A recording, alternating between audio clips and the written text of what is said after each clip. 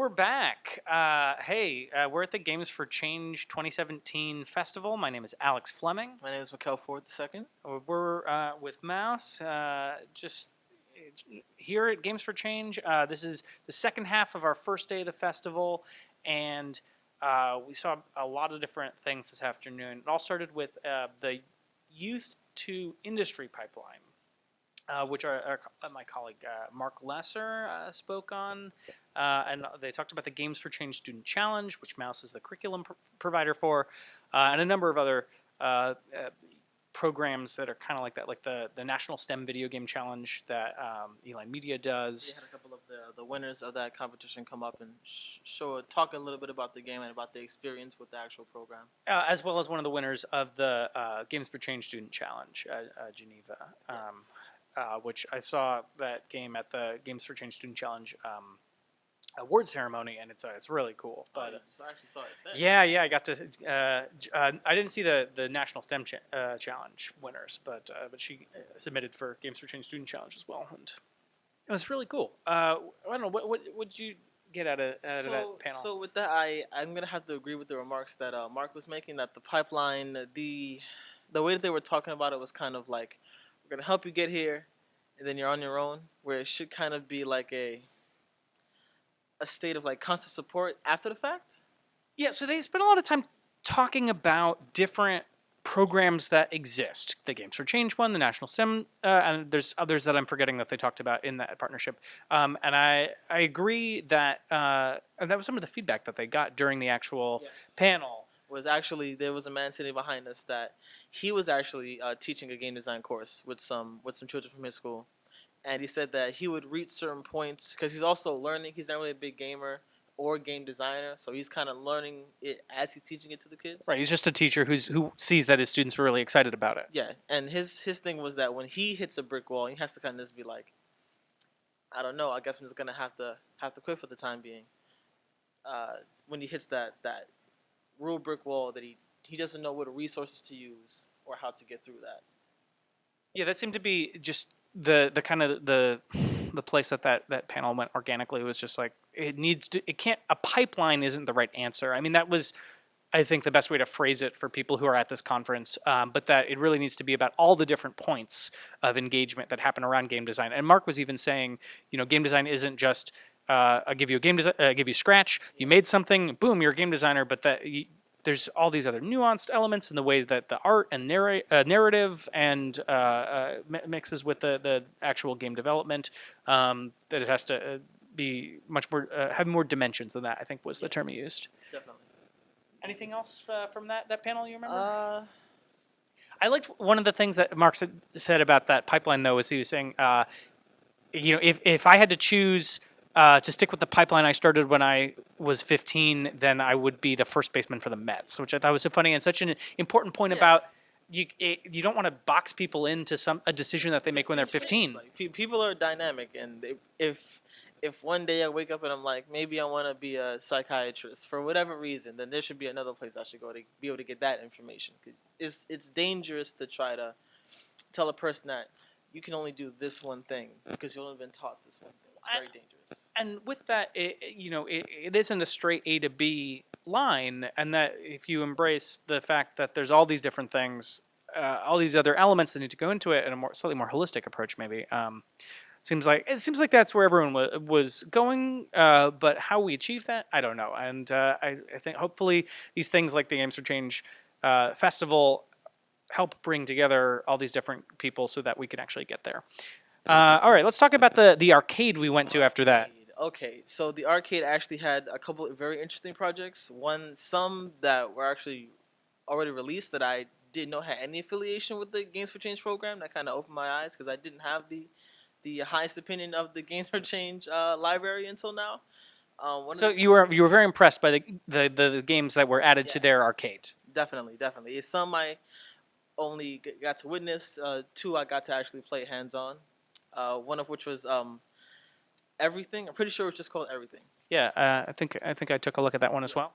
I swear I've seen that game somewhere else before. It's basically a game where you get to play as everything.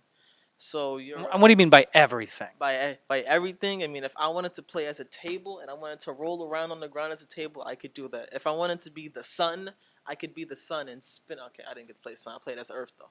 No, but I played for a minute. It was a rock and an armadillo. Medium rock. Oh yes, a medium-sized rock, not a. rock. Yes.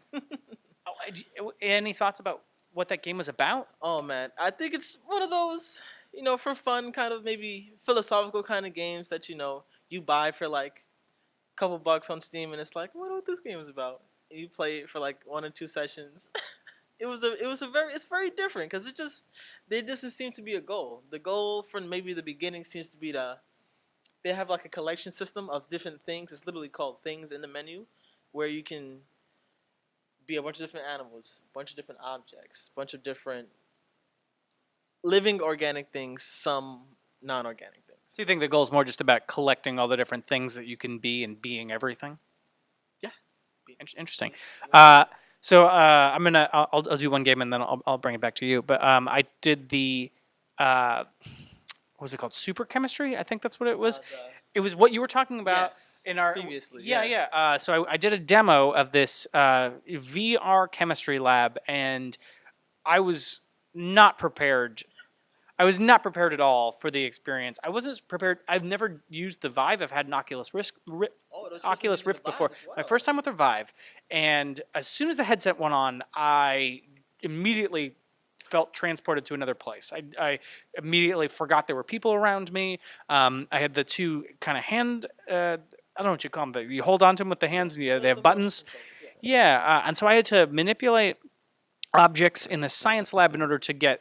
There was like a recipe I was supposed to follow. I just had to measure this much of this thing, measure this much of that thing, this much liquid, this much of a solid, and I had to put everything like on this countertop I was using, and I kept dropping stuff through the countertop, and I tried to lean on it a couple times because I was so immersed in the world I completely forgot what was real and what wasn't. Probably not the best idea. It's not really No, there. no, but it was amazing how powerful the VR experience was. It's definitely something that seems further down the road, but I was very impressed. I didn't think it would be that realistic. That's definitely something I'm definitely gonna try to get my hands on tomorrow, just because of how I just saw the video and I'm like, I could definitely see how this could actually legitimately be used in classrooms. Yeah, and the interface was really cool. With like, it gave me instructions on what I was supposed to be doing, and so it just felt like I was exploring the science lab. Though I definitely was learning which tools I needed to use in order to complete different types of science tasks, and was going to learn about the chemical reactions. I couldn't quite figure it out well enough to actually create the reaction I was supposed to. But I could definitely see where it was going. I hope that game gets, even if not now, maybe at some point down the line, someone will pick it up again, because that's definitely not going to be seen in classrooms for a while. Yeah. Especially at least not used in a chemistry curriculum for a very long time. I'm talking years. Well, you also needed so much space. They had to like clear out just like a huge area so you wouldn't knock into anything. 15 by 15 area. Just for I don't know one if it was person. that big, but it was close to it. Well, so what was the other game experience you had? So, I don't know if you've heard of the Telltale game series. Yes. Series of games. They literally tell stories. You kind of get a playthrough. It's more of you kind of taking a backseat to a story with your choices that you're able to make throughout the story. It's got that sort of choose your own adventure thing, Like the choose your own adventure but style. with full 3D graphics. Exactly, and voice acting and decent music. There was a game I played today about the revolution that occurred in Iran a while back. What was the name of the game? I think it's called Revolution 1979. 1979. So when I first saw it, I was a bit confused about what it was. The art looked really great, and I'm like, if the art looks good, I wonder how good the actual game looks. And I'm pretty sure they use Unity. I feel like it's Unity, the engine for this game. I think so. I know the developer used to work for Rockstar Games also. So it's crazy because I played this game a little bit in the past, and it reminds me a little bit of Grand Theft Auto in the way that the controls work.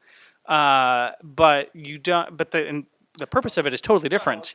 Totally different. Well, do you want to tell us a little bit about what you did? Yes. So sadly, when I went to the demo station, it was already set to chapter 3 of the storyline. So when I came in, you were playing as I'm assuming you're playing as the same character throughout every chapter, Reza, who is a photographer. I am currently not sure, since I started later on. I'm not sure if that's a real person or not. You start with Rosa. I don't think he's real, but I think he's maybe a couple people rolled into one. Because it felt like they were pictures that you. Well, I'll get into that in a moment. So on top of the rooftop, you see there's a crowd. I wouldn't call it a riot, more of a gathering of people. It's like a demonstration, right? Yes, exactly, more of a demonstration. And he gets into like a bit of an argument with these random guys, and a person who I'm guessing his brother is with him or a friend of his. They eventually go down from the roof they're on. They go to the gathering. They and it has you take a bunch of pictures. And when you take a picture of anything in that world, it'll give you the real picture that is or inspired from directly next to it. It's not just any picture, right? You're trying to get certain shots that the game is making the objective. Toward, yes. So, for example, you're walking through the crowd, and there was a man selling a bunch of different types of music, and you would go, and you'll be prompted with a little icon. You would click it, and it have you take a little. It'd be like a slider kind of one of those. Make sure you hit the button on the right time to make sure the image isn't blurry. Right. One of those little timer sliders. Yeah, there you go. And after, like I said, after you took it, it will pop up right next to it, and it even give you a little bit of a little blurb about the actual historical picture that you can probably find somewhere, which I thought was amazing. Yeah, it's cool the way that they blend the virtual world then with the historical world in that. I saw one other game in the arcade, which I also had seen a preview of, but I never saw it in person. It's called Tracking Ida, and it was this it's this giant wooden box full of a lot of locks. And inside of it, there's like a phonograph and a typewriter and all this stuff, and it's about the life of Ida B. Wells and the role that the newspaper played in the civil rights movement and in just like making people in America aware of lynchings and especially people in the North and getting creating the narrative around what happens in bad parts of the country, and but also it was really interesting because the first level you had two newspaper sources. One of them was an all white newspaper, and one was an all black newspaper, and you had to kind of use this puzzle to figure out which newspaper stories were from which paper and put the timeline together. And when you were able to sort out which source was from what, then it gave you a code, and then you use that code to open a lock that lets you get deeper into the trunk. And so it's supposed to be part of something that you use in classrooms when you're learning about Ida B. Wells and other parts of history. But it was really cool to see this trunk in person and to actually get to play with it and to just have such a giant physical game. Yeah, I had no idea what that trunk was going to be walking into the space. But when I saw it, and when you explained to me that it has like levels to it, and it's supposed to be a physical game, thought it was a pretty cool idea. Yeah, I mean, I think especially in the context of being in a school, like hopefully that would be a more exciting project to have in your history class than but then. After you get deeper into the box, it's supposed to lead you into a journalism project where you're supposed to go out and interview people and do some of your own journalism. So, really cool thing. Excited to see it here. I believe all of these games are nominees for the Games for Change Awards, and we should find out very soon who the actual winners are going to be. So we'll be able to put that in one of our next videos. Let's talk about the end of the day. The last thing we did was hit a panel on. Do you remember? See, maybe that's the problem, is that I don't remember the name of the panel. Well, there's so much going on. It was about informal environments. Games for informal spaces. So they had like the American Natural History and Girl Scouts and PBS. And was there anything that struck you from that? I was surprised. You see. It's one of those strange things where the Girl Scouts exists. You buy the cookies, you see the advertisements, you know them in like popular culture, but I've never the thought of them actually teaching the girls like real life skills never really crossed my mind. Cause you always think of like really old school type Boy Scout, Girl Scout, where they go into the wilderness and learn those type of skills. But the representative that they had, I believe her name was Sierra Bush. She was going over some of the new STEM curriculum that they're bringing out for the girls. I thought that was wonderful. especially since they're going to be designing games for them as well. Yeah, I thought it was really interesting too the way they put a big emphasis on the fact that they have Girl Scouts in every zip code in America, and not all those people have broadband internet access or smartphones, and that there was some kind of offline version that they had programs that were around learning logic and algorithms that weren't digital, and I thought that was really interesting and pretty cool. I also liked. They had an escape room thing for the American Museum of Natural History, and how they're using that to teach science. This big escape room where you have to, you're stranded on Mars, and you don't have enough oxygen for more than 30 minutes. So you have to figure out how to get a message out in that time. And they let, I think it was high school students, design that game through a program with the American Museum of Natural History. You know the museum. But it was wow, it's been a long day. But there's been so many cool things, and that was another thing that I just thought was really interesting. Was there anything else from that session you think we missed? When I was young and I would go on the internet when it was like very early games that these corporations were putting out, and you could tell that they kind of didn't know what they were doing, but the games they were putting out were decent. The person that they had representing from PBS, it's apparently a lot of work to make those very simple games for kids, because there's certain things that you may not think about when you're going into it. Then when you finally do testing, you have to realize, well, first of all, we're testing on kids like ages 4 to 8, and it's very different. Like that's a very specific age range than literally any other.